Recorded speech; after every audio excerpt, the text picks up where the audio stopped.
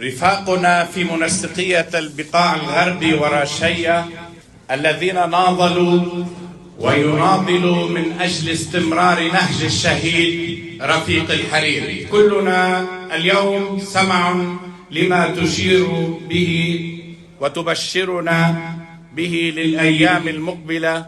أهلا وسهلا فيك شيخ أحمد بمنطقتك ببقاع الغربي اللي كان دائما شباب وفي لنهج الرئيس الشهيد رفيق الحريري. هودي الشباب اللي هن راح يكونوا عم بينظموا سير عمل إحياء الذكرى ببيروت وبالبقاع.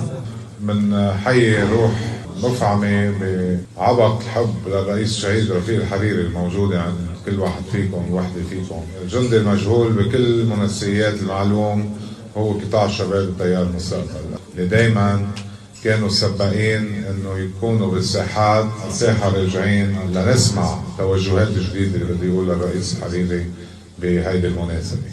مرحلة اللا استقرار ان شاء الله عم تخلص شوي شوي.